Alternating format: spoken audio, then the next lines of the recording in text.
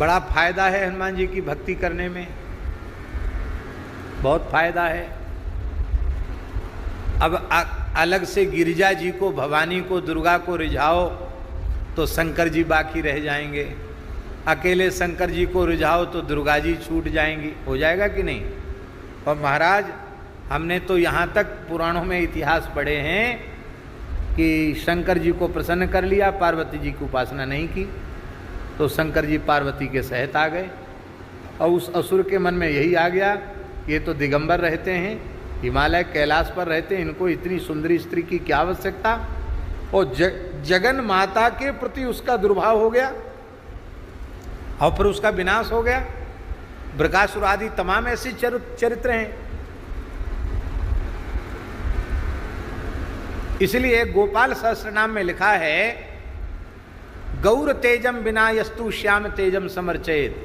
गौर तेज के बिना श्याम तेज की उपासना करता सभवेत पातकी शिवे। तो गौर तेज शंकर जी हैं, श्याम तेज पार्वती जी हैं, राधा रानी गौर तेज हैं, ठाकुर जी श्याम तेज हैं, जानकी जी गौर तेज हैं, रघुनाथ जी श्याम तेज हैं। युगल उपासना, दो की उपासना, एक की नहीं, एक की में खतरा है। बोलो भक्तवत्सल भगवान की जय। तो गिरिजा की अनुकूलता होगी तो शायद शंकर जी रह जाएंगे, शंकर जी की अनुकूलता होगी तो गिरिजा जी रह जाएंगी। दोनों को एक साथ रिझाना पड़ेगा। अब राम जी भी तीन हैं, लक्ष्मण जी, जानकी जी और रघुनाथ जी। पर एक अकेले हनुमान जी को रिझा लेने से शिव पार्वती रिझ जाएंगे, प्रसन्न हो जाएंगे, क्योंकि भगवान सदा शिव ही हनुमान जी के रूप में हैं। और हम एक दिन निवेदन कर चुके हैं कि जब भगवान शिव हनुमान जी के रूप में राम जी की सेवा में जाने का उन्होंने निश्चय किया, तो पार्वती जी ने कहा भगवान हमको भी ले चलो। बोले हम तो बाल ब्रह्मचारी रहेंगे, क्योंकि गृहस्थ व्यक्ति अपनी पत्नी पुत्रों की सेवा में लगा रहता है, वो सेवा ठीक से कर नहीं सकता, इसलिए हम तो ब्रह्मचारी रहकर भगवान की सेवा करेंगे और स्वामी पर भार नहीं बनेंगे। हनुमान जी को आवास भी नहीं चाहिए। आप किसी सेवक को रखोगे तो रहने की जगह तो चाहिए।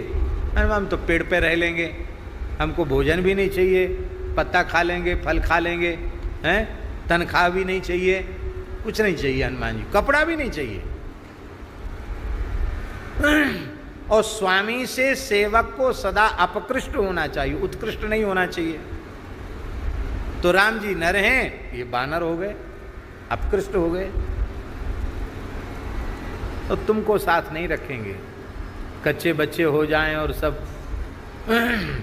फिर इनकी सेवा करेंगे कि राम जी की सेवा करेंगे। पार्वती जी बोली महाराज आप केवल अनुमति दे दो, आपको हम बिल्कुल तो विक्षेप नहीं करेंगी और हमको भी राम जी की सेवा का सौभाग्य मिल जाएगा। तो आप कैसे चलेंगी? तो बोले आप बानराकार में चल रहे हैं ना, मैं आपकी पुच्छ के रूप में प्रकट होंगी। तो पुच्छ जो है ना वो शक्ति है, साक्षात शक्ति है। इसलिए इस बात को विनय पत्रिका में गोस्वामी जी ने संकेत किया है। तो पार्वती जी पुच्छ हैं, इसलिए हनुमान जी का अर्चन होने से शिव पार्वती का अर्चन हो जाता है, दोनों का अर्चन। शिव पार्वती के संयुक्त स्वरूप हनुमान जी। और जो काम किसी से नहीं होता वो काम पूछ से करते हैं हनुमान जी। लंका में आग लगाई तो पूछ से, रावण की मूछ जलाई तो पूछ से, सब काम पूछ से करते हैं हनुमान जी। इसलिए हनुमान जी की प्रसन्नता से, उपासना से भगवान शिव पार्वती संतुष्ट हो जाते हैं, लक्ष्मण जी संतुष्ट हो जाते हैं। लक्ष्मण जी क्यों संतुष्ट हो जाते हैं? देखो ये बात हम पीछे कहेंगे। शिवजी और पार्वती जी भी हनुमान जी के प्रति कृतज्ञ हैं। क्यों कृतज्ञ हैं?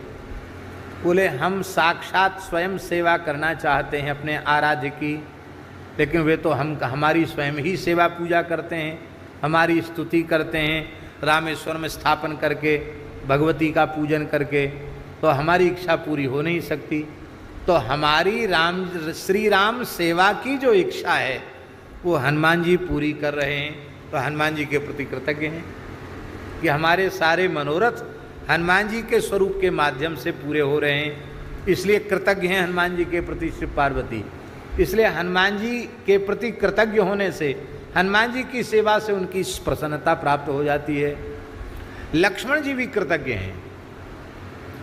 लक्ष्मण जी भी अनुभव करते हैं कि यदि सजीवनी बूटी लाकर इन्होंने प्राण न दिए होते, प्राण दान न किया होता, तो इतने लंबे समय तक जो श्री रघुनाथ जी की सेवा का सौभाग्य हमें मिल रहा है, इस सौभाग्य के मूल में श्री हनुमान जी की कृपा है। इस सौभाग्य के मूल में श्री हनुमान जी का अनुग्रह है, हनुमान जी की कृपा है।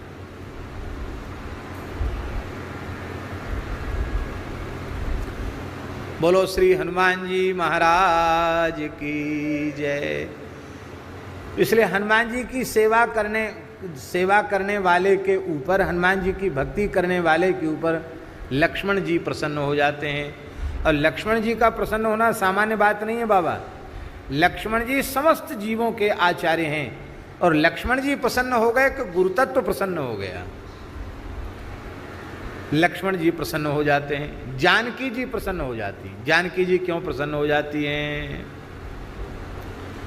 बोले यद्यपि सब लीला तो रघुनाथ जी की ही है, पर श्री हनुमान जी समुद्र लांघ कर लंका न गए होते, राम जी का संदेश माता जी को न सुनाया होता, वहाँ से संदेश लेकर और चूड़ामणि लेकर न आए होते, तो ये सब कैसे होता। इसलिए जानकी जी भी हनुमान जी के प्रति कृतज्ञ हैं। राम जी का संदेश सुना करके मेरे प्राण बचाए, और ये बात बिल्कुल सत्य है। उस दिन यदि हनुमान जी सामने नहीं आते तो हो सकता जानकी जी प्राण त्याग देती। हनुमान जी ने प्राण बचाए। और श्री राम जी ने तो कहाँ तक कहें, राम जी ने कहा तुम्हारे एक एक उपकार के बदले प्राणान दास्यामि ते कपे। वाल्मीकि रामायण में प्राणान दास्यामि, मैं तुम्हारे एक एक उपकार के लिए अपने प्राणों को न्यौछावर करना चाहता हूं। और यहां तक कह दिया रघुनाथ जी ने, हनुमान जी हम तो कर्जदार ही बन के रहना चाहते हैं, हम आपके ऋण से कभी उऋण होना ही नहीं चाहते। क्यों? कर्ज से तो सब मुक्त होना चाहते हैं, आप कैसे भगवान हो जो आप कर्जदार भगवान बन के रहना चाहते हो। रघुनाथ जी बोले भाई देखो ऐसा है, हमारे ऊपर विपत्ति आई तो हनुमान जी ने दूर की, अब हनुमान जी पर विपत्ति आवे तब हम दूर करें, तो हम चाहेंगे ही क्योंकि हनुमान जी पे विपत्ति आवे। हनुमान जी पे विपत्ति आवे फिर हम दूर करें तब ऋण होंगे।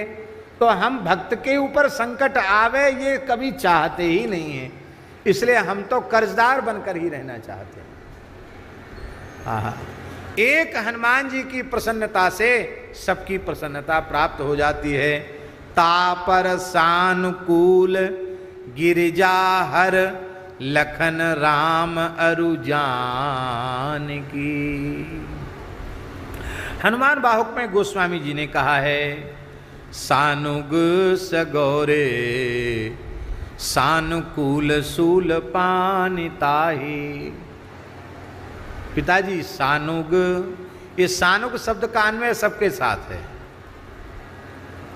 इसका अर्थ है भगवती पार्वती भी अपने अनुगों के सहित, अर्थात पार्वती ही नहीं समस्त शक्तियां प्रसन्न हो जाती हैं।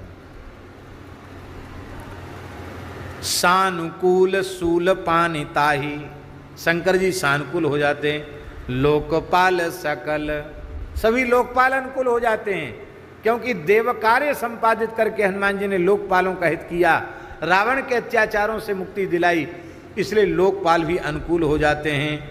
लखन राम जानकी सानुग सगौर सानुकूल सूल पानिताही लोकपाल सकल। लखन राम जानकी बालक ज्यों पाली है कृपाल पाल। कृपाल मुनि सिद्धता को जाके ही ये हुल सत हाँक हनुमान की। जाके ही ये हुल सत हाँक हनुमान की। ऐसे श्री हनुमान जी महाराज हैं। इसी के साथ हम आपसे आज विदा लेते हैं और आगे भी इस तरह की पौराणिक एवं धार्मिक कथाओं को सुनने के लिए चैनल को लाइक एवं सब्सक्राइब अवश्य करें।